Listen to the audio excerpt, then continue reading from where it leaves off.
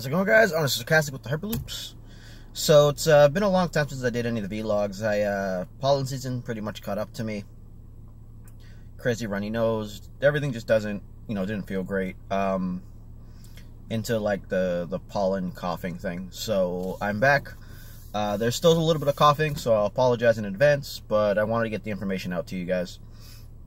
So what I'm going to talk about today is kind of just the game as a whole, and not necessarily like meta, but I will like breach into parts of the meta just to kind of give like a better explanation on some of the things that I'm talking about. But realistically, what I want to talk about is like, I guess, the ways to win the game, because like for the most part we're all aware of, all right, if you have a bunch of removal, you can, keep your guys alive, blah blah. But like, there's just like there's several different methods to win the game, and like for a lot of people, this is like their first type of card game. So trying to like look for some of these small things are a little tough. So the normal method in most card games, and from a control perspective, is card advantage. So now, in a normal card game, card advantage is pretty much like you do one of several things. Like you counterplay what your opponent's doing to make their cards like useless, or just get like benefits. So we normally term you getting additional cards as like plus ones, and using multiple cards to like stop something as minus ones. So like, the way I'd explain this is like, if Yudohi doesn't like you, right? You're paying 0, you're using a card, you're eating one of your dice, you're eating one of their dice. So like, the dice-wise, it's a 1-for-1, but the card from your hand is actually a -1. But now, let's say you play Boundless Ambition, and it draws you 3 cards. If it draws you 3 cards, you have a +2. The reason is because Boundless Ambition would have been the 3rd card, so when you cast it, you go down to 2, you draw 3, but you had already started with 3, so you would only count that as like a +2. When you go from 0 to 5 because of it, you'd say it's a +4. So in this game, card in hand advantage is almost non-existent. What I mean by that is, because in this game, because we draw until we have 5, like discarding your opponent's hand, outside of like trying to mess up what they're doing for the round or being a mill deck, doesn't matter, because going into the next round, they're going to refill their hand.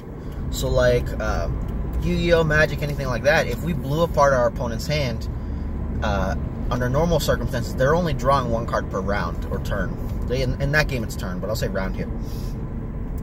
1 card per round. So since they're only drawing 1 per round, like, they're kind of completely left up to, fate and the whole, like, if they draw poop, then they can't do anything with it, and like they're pretty much done for. In our game, the only time that realistically happens is once your opponent's kind of decked out and they only have a few cards left in hand. So now, pretty much what's going down is that anytime they roll their dice out, because they can't really afford to discard to reroll, they're stuck with whatever they got. So like, that would be the furthest equivalent, and since that's too hard to really get to, for the most part, we should like ignore the whole like cards in hand thing. There are specific elements to it that are very great. So like Close Quarter Assault, when you're a full melee deck, is amazing, because when you pitch 3 cards, you're gonna ruin their entire round, more or less. Like, they won't be able to play cards, they won't be able to reroll effectively. And seeing as you're showing up, 3 damage sides, you're likely to get your damage in. So like, your 1 card could have blew out 3 of theirs and have actually netted so many more positives than you would ever expect, just because when they start missing die sides, or like die sides are really inefficient, you're getting like positives there, in addition to the fact that you took cards from their hand.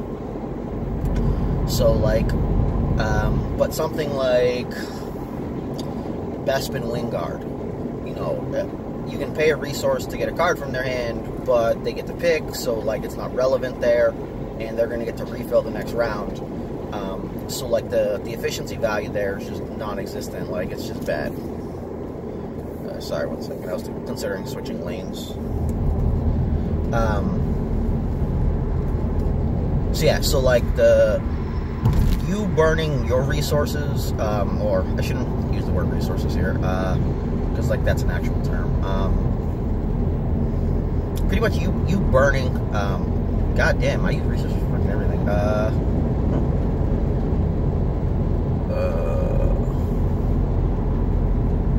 I don't know what the fuck to call all this shit. Okay, pretty much you burning your own options to take cards from their hand tend to be not amazing.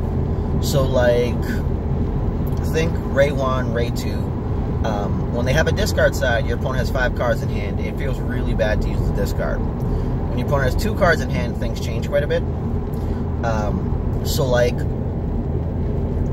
there are some things around this that are a little odd, because like, realistically, if your opponent has 5 cards in hand, then it should be early in the round, maybe just straight activated Ray. So then taking the discard is kind of like not amazing, because you could have pitched a reroll, because you're probably going to do that this round. There are specific decks where you may take the discard just because it's better there. But for the most part, when they have 5 in hand, you really don't want to crack the discard. Like, sure, you have better odds of taking the card that they actually want to play next. But because it's so early in the round, they can resculpt their hand to what they're attempting to do. What I mean by this is, like, let's say they had 2 pieces of removal, 2 upgrades, whatever. So, like, once they cast an upgrade, they're like, alright, well, this other upgrade's for rerolling. And then they're like, alright, well, whatever happens in certain situations, I'll have this other access to the removal, yada yada. So, like, discard sides tend to be really inefficient there. And then, like, disrupt can often force your opponent to play a card that they don't want to play. Like, how often, think of it like in situations you play, how often does your opponent have 1 resource and you have 1 disrupt, and you're like, well, I'm going to disrupt that so they can't, cast a bunch of stuff this round or pay for pay sides. But now if they had 3 resources instead, you're just like, well, I'm not going to disrupt because it's really not going to do much of anything. There are situations where that goes out the window, because you don't want to have, Sabine with 3 resources, because there's like key cards there. But like most regular decks don't have 3 drops at all, or multiples of them. So if you take a resource, you're really not changing much of anything. So you don't go for it, because you just feel like you're wasting your die. So like, that's where kind of things become interesting, because of how we like evaluate different things. So the way I would say this is like that. So let's look at Plo Koon. So Plo Koon's die sides are 1 damage, 2 damage, focus, shield, resource. So now the thing here is that the way I would evaluate the die sides are this: 2 damage is the best side. The second best side is resource. The third would be focus. Then 1 damage. Actually, shield and 1 damage are about equivalent, because it depends on what's going on. Like, keeping your guy alive to use the dice and upgrades on them into the next round can be very relevant, as well as like chaining things, like the ability to cast things like flank, or force your opponent into, or not force, but necessarily like kind of get them to do stuff they may not want to do. What I mean by this is, like, let's say your 10 health guy is at 7 damage, and your opponent, I don't know, let's put them on like Ayla Luke or whatever, and they have 1/2 drop down. We'll make it like Luke's Rod. Now, it doesn't matter what Luke's Rod is on. If under normal circumstances they want to activate a guy going first, so that they could potentially show the 3 damage to then kill Plo before you get to roll out and use his dice. So if they activate, roll out 3 damage, and you don't stop it, they kill Plo, they've reduced 2 of your damage per round. It's like casting removal. Sometimes this will cause problems for if they want to cast like an upgrade on that person first, because the sequencing dictates that if they roll out and get what they needed, then they're going to be much further ahead. The opponent's lost multiple dice. Whereas if they take the action to cast, let's say, a force throw or whatever on their character, and Plu's going to roll out because he knows he's going to die soon, then he gets to use his dice or whatever sides he gets, whether they're shield, resource, anything prior to death. Maybe he hits a few damage, gets the damage in, you've killed Plu, but like now that you've got the damage on somebody, like they might be able to kind of counter back to kill your character.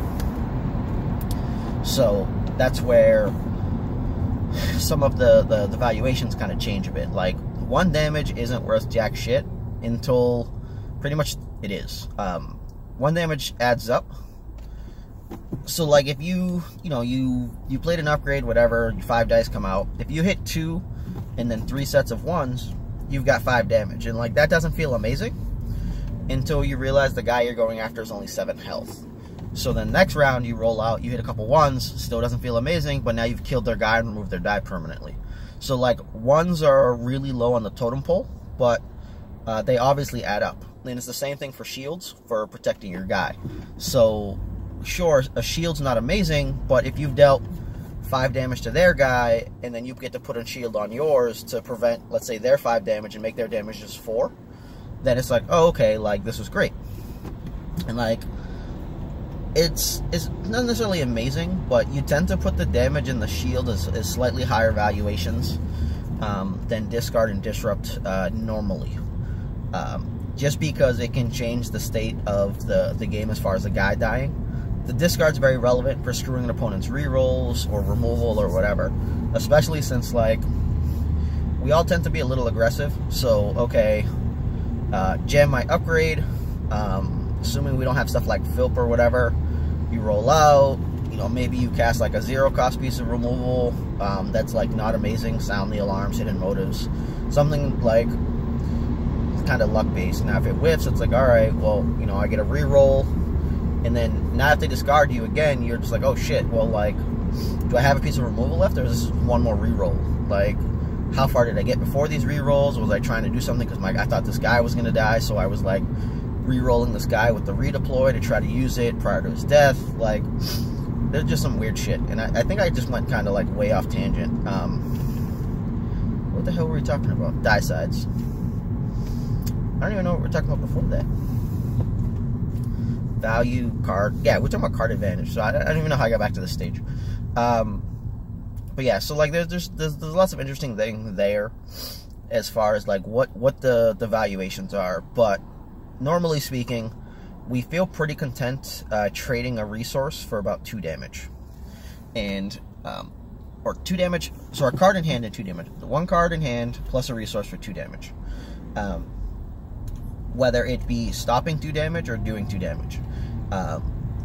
So like anytime you flank a 3, or cast piece of removal and stop 3 damage, it feels fucking filthy and amazing.